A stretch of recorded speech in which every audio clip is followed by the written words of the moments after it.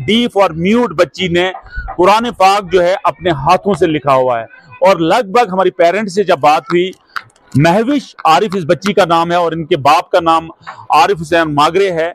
तो अब हमारी जब इनसे बात हुई तो इनका कहना था लगभग 7 महीने के करीब इस डीफ एंड म्यूट बच्ची को जो है ये कुरान पाक लिखने में टाइम लगा। लेकिन इनके फादर्स का, इनके पेरेंट्स जो है, इनके माँ बाप जो है यहीं इसी बच्ची के पास है। और इनका कहना था कि बहुत मेहनत इस बच्ची को लगी और लगभग 4 बजे के करीब ये बच्ची सुबह मॉर्निंग में उठती है और उसके बाद जो है और पेंसिल से ये कुरान शरीफ लिखा गया। क्योंकि हमारी जब इमाम जामा मस्जिद गुंडो से बात हुई, इनका कहना था कि अब हम इसमें देखेंगे, अगर कहीं जेर और जबर की फर्क होगा तो उसको हम ठीक करेंगे। लेकिन ओवरऑल इन्होंने बताया लगभग ये ठीक है, जो वर्ड्स मिस हुए हैं उनको हम ठीक करेंगे। हम बराह रास्त जो है इनके पेरेंट्स के पास चलेंगे और इनसे पूछना चाहेंगे। ये आरिफ साहब, मैं कैमरामैन से कहूंगा थोड़ा नजदीक आइएगा, ये आरिफ साहब मागरे हैं और इनकी बेटी महविश आरिफ इधर हैं। तो मैं आप सबसे पहले इस बच्ची को मुबारकबाद पेश करना चाहूंगा। मैं कैमरामैन से थोड़ा नजदीक कहना चाहूंगा। ये वो बच्ची है आरिफ साहब की बेटी जो है, ये लगभग 15 साल की बेटी और डीफ एंड म्यूट बच्ची है ये, यानी गूंगे और बहरे। क्योंकि मैं आपको बताऊं, deaf and mute village, silent village of India जो ढटकाई के नाम से जाना जाता है और उसमें लगभग 100% ट्राइबल एरिया है वो। लेकिन आज हमारी जो ये बच्ची है ये दूसरे एरिया को रिप्रेजेंट करती है, यानी बटारा एरिया से ये बच्ची है। और इसकी जो बेसिक एजुकेशन है वो बटारा स्कूल में ही हुई। उसके बाद जो है इस स्कूल में, मैं कैमरामैन से कहूंगा थोड़ा, ड्रीम वैली पब्लिक स्कूल में आई ये बच्ची और यहाँ इसने तालीम हासिल की और आज यहीं इस बच्ची ने ये कारनामा जो है अंजाम दिया।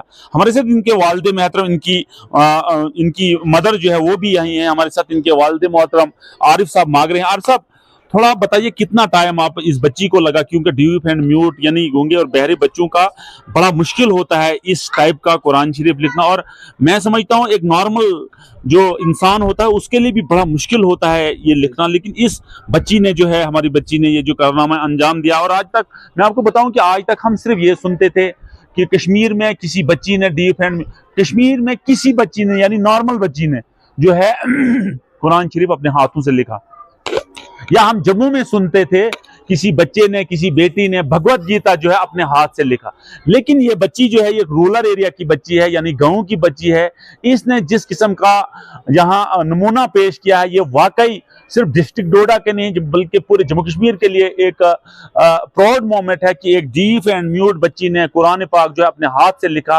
और पूरे गांव से जो बच्चे शहरों में जाते हैं एजुकेशन को लेके, आप देखिए कितनी डेडिकेशन है इस बच्ची में। इसको बताया किसने, सिखाया किसने, इस पर हम बातचीत करेंगे आज इनके पेरेंट आरिफ साहब। आरिफ साहब, क्या कहना चाहोगे, आपकी बच्ची ने जो है कुरान पाक लिखा, कितना प्राउड फील हो रहा है आपको? खांडे साहब, आप न्यूज पहुंचने के लिए हर न्यूज आप पहुंचाते हैं हर जगह। और ये जो है इसको लगभग बच्ची को 9-10 महीने लगे और सुबह 4 बजे जागती थी और रूम बंद करके देखना बस ये।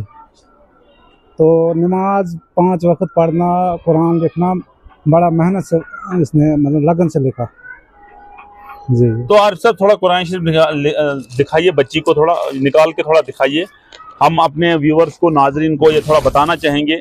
इमाम साहब भी जो है इस कुरान पाक को देख रहे हैं। आप देखिए कि ये कुरान पाक जो है इस बच्ची ने लिखा हुआ है। और आरिफ साहब, थोड़ा इसको बोलिए कि थोड़ा अपने लैंग्वेज में, थोड़ा साइन लैंग्वेज जो है। जी जी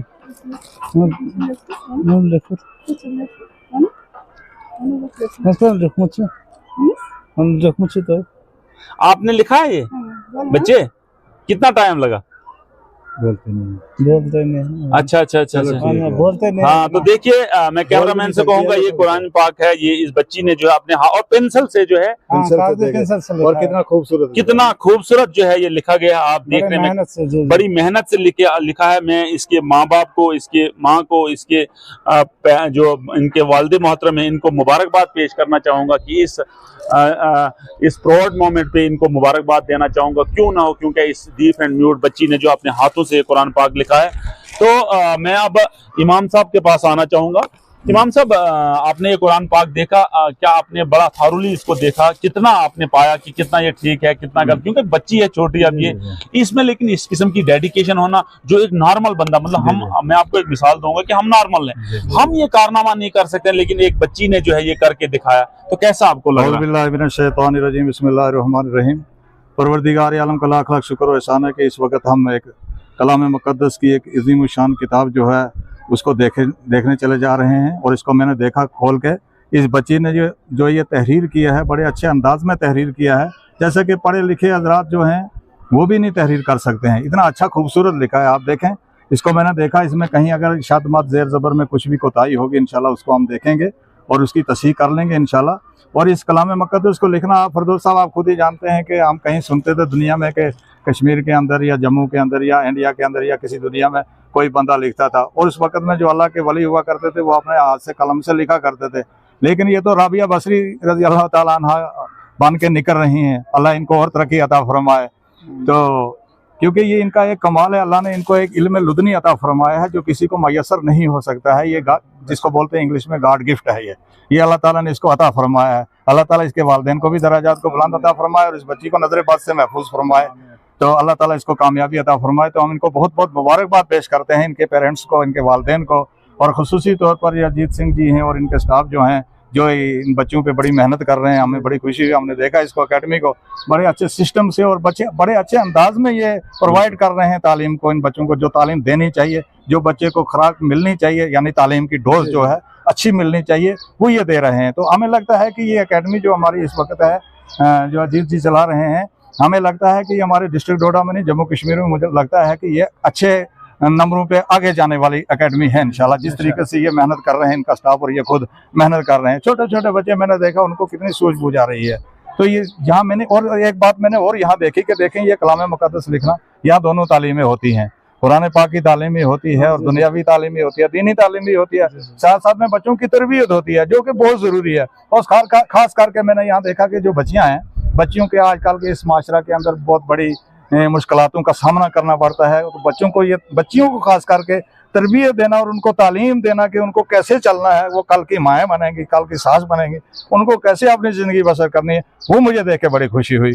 क्योंकि वो बड़े डिसिप्लिन से और बड़े तरीके से और बड़े तजर्बे से ये पढ़ा रहे हैं और बड़े तजर्बे से ये सिखा रहे हैं। तो मेरी तो यही दुआ है कि इनके लिए भी सबके लिए कि ये अकेडमी भले फूले और हमारे बच्चे जो महविश की जो मदर है, इनसे बात करना चाहेंगे क्योंकि इनसे बात करना बहुत जरूरी है। मैं कैमरामैन से थोड़ा कहूंगा, आपका नाम क्या है? आपका नाम क्या है? रजीना बेगम। रजीना बेगम। आप मुझे बताइए, आपकी बेटी जो है, आपको बहुत बहुत मुबारक हो। ये बच्ची जो है न ये बोल पाती है और न ये सुन पाती है। तो आप मुझे बताइए, कितने जब ये पैदा हुई थी तब से लेके आज तक किन मसाइल को का सामना आपको करना पड़ा? ये बचपन से ही ऐसी थी, कुछ नहीं बोलती, नहीं सुनती है। उसको शौक था कि मैंने कुरान पाक लिखना है। और तो आपको कैसे पता चला कि इसने कुरान पाक लिखना है? लिखती थी, हमने कुछ नहीं बोला, आप लिखो, खिड़की बंद करके दरवाजा बंद करके लिखती। तो कोई मौलवी साहब इनके पास आया, उसको सिखाया? उधर मौलाना एक पढ़ाता था मदरसे में, वो चेक करता था, तो बस। तो इसको, लेकिन जैसे शुरुआत इसने अल्हम्दुलिल्लाह रब्बिल आलमीन से किया, वो कहाँ से इसने सीखा?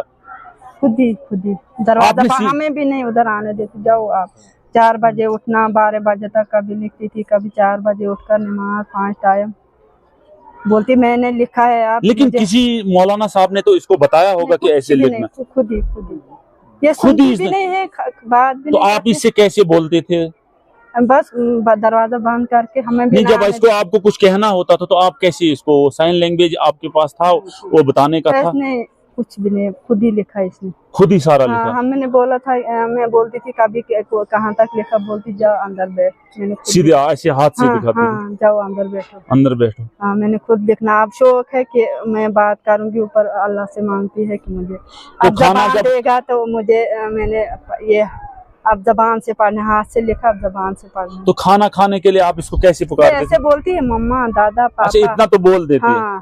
मम्मा दे दो, वो ऐसे बोलती है। मम्मा, दादा, पापा, मगर आगे नहीं बोलती है। तो अब आपको क्या इरादा है, इसको आगे क्या कराने का इरादा है? इसने सिर्फ 15 साल की उम्र में कुरान पाक लिखा, ये छोटी बात नहीं है। तो आगे का, जिस तरह से इस एकेडमी ने, इस ये जो एकेडमी है ड्रीम वैली पब्लिक ने मेहनत कराया इस बच्ची को, तो आगे आपका क्या इरादा है इसको कराने का? आगे अब जो अजीत सर कराएंगे इसका शुक्र अदा करते। अजीत जी, आपको बहुत बहुत मुबारक है। आपकी इस एकेडमी से जो है एक ऐसी बच्ची निकली जिसने अपने हाथों से कुरान लिखा, कुरान पाक खुद लिखा। हमारे पास पीएचडी स्कॉलर्स हैं, नेट करके हैं, सेट करके, वो ये कारनामा नहीं दे सकते। आपने देखा कि इनके पेरेंट्स का कहना है कि इस बच्ची ने खुद ये कुरान पाक लिखा और ये बताया कि जो ही हम इसको कोई डिस्टर्ब करते थे ये हाथ से दिखाती थी कि वापस चले जाओ। कितनी मेहनत लगी और क्या मैसेज रहेगा आपका? मेरा यही मैसेज, सबसे पहले मैं आपका शुक्रिया अदा करता हूँ। मेरा सोसाइटी के लिए यही मैसेज रहेगा कि जिस तरीके से इस बच्ची ने जो कारनामा करके दिखाया है, तो मैं दूसरे पेरेंट्स से भी ये रिक्वेस्ट करता हूँ कि अपनी बच्चियों को भी बिल्कुल ऐसी ही तालीम दें ताकि वो बच्चियाँ भी आगे चलकर जो हैं ऐसे ऐसे कारनामे जो हैं कर पाएँ। तो हमारी इस स्कूल की तरफ से जो dream valley public high school है, इसमें हमने दोनों बहुत रिलीजियस एजुकेशन रखी हुई है ताकि कोई भी यहाँ का बच्चा जो है आगे फ्यूचर में जो है वो आपस में भेदभाव ना रख पाए, डिस्क्रिमिनेशन ना रख पाए। तो इसलिए हमने यहाँ संस्कृत एजुकेशन भी और इस्लामिक एजुकेशन, बोथ एजुकेशन हम दे रहे हैं। और मैं ये आपको बताना चाहता हूँ आपके चैनल के जरिए कि इस बच्ची को आने वाले डॉक्टर या इंजीनियर्स में ही आप देखोगे। ये वादा है हम लोगों का। हमारे स्कूल की मैनेजमेंट, हमारे स्कूल का जो स्टाफ है मेहनत कर रहा है। इसका 10th का जो एग्जामिनेशन होने जा रहा है उसी में पता लग जाएगा सबको। तो आपका क्या मैसेज रहेगा उन लोगों के लिए जो थोड़ा डिस्टेंस रखते हैं इस चीज से कि नहीं जी हिंदू मजहब कुछ और है, मुस्लिम मजहब और? आपने यहाँ एक जीती जागती मिसाल पेश की और सब लोगों के लिए एक मैसेज दिया कि आप फर्स्ट जो है ह्यूमैनिटी है, then after the education, then after the जो भी है, लेकिन आपने यहाँ से एक मैसेज दिया। क्या मैसेज रहेगा? मेरा यही मैसेज रहेगा कि मजहब तो अपने अपनी जगह पे है। अल्लाह ताला ने, भगवान ने तो इंसान को बनाया और इंसानियत में ही हमने रहना है, ह्यूमैनिटी में रहना है, क्योंकि लड़ने से या झगड़ने से कोई नतीजा या हल तो निकलता नहीं है। तो हम बच्चों के अंदर इस किस्म के एजुकेशन जो है वो फिलअप करना चाहते हैं ताकि बच्चे आगे चलकर जो है कोई डिस्क्रिमिनेशन आपस में ना रखे, कोई भेदभाव आपस में ना रखे और किसी भी किस्म का जो ह्यूमैनिटी को जो है वो जिंदा रखें। यही एक भलेस की तरफ से जो है पूरी दुनिया को हम ये मैसेज देना चाहते हैं। बहुत बहुत शुक्रिया। तो अजीत जी का मैसेज था कि मजहब नहीं सिखाता, आपस में बैर रखना, हिंदी है हम वतन है हिंदुस्तान हमारा। जो हमारे सारे मेहमान इधर थे, इमाम साहब जामा मस्जिद, महविश के जो पेरेंट्स थे, इन्होंने एक ही मैसेज दिया कि पहले ह्यूमैनिटी है, पहले इंसानियत है, उसके बाद हमारा धर्म है। क्योंकि इंसानियत अगर इंसान के दिल में हो तो यकीनी तौर पे वो अजीत जैसे लोग जो है पैदा होते हैं सोसाइटी में और वो दर्ज देते हैं, वो एजुकेशन देते हैं, वो संस्कृत देते हैं, वो अरेबिक एजुकेशन देते हैं। और उस एजुकेशन को लेके जब स्टूडेंट जो रूरल एरियाज का स्टूडेंट है या अर्बन एरिया का, जब वो माशरे में चला जाता है, यूनिवर्सिटीज में चला जाता है, वहां से भी उसका एक पैगाम होता है, मैसेज होता है कि फर्स्ट ह्यूमैनिटी, पहले इंसानियत, उसके बाद एजुकेशन। और मैं अजीत जी को दिल की अमीर गहराइयों से मुबारकबाद पेश करना चाहूंगा और इस उम्मीद के साथ कि अजीत जी की ये एकेडमी जो है इसमें 4 चांद लगे और आने वाले वक्त में यहाँ से IPS, KS या जितने भी बड़े बड़े एग्जाम्स हैं वो पास करके इस इंस्टीट्यूशन के बच्चे जो हैं मुल्क के साथ साथ स्टेट का भी नाम रोशन करें। नेटवर्क 18 के लिए फिरदौस खांडे, डोडा से।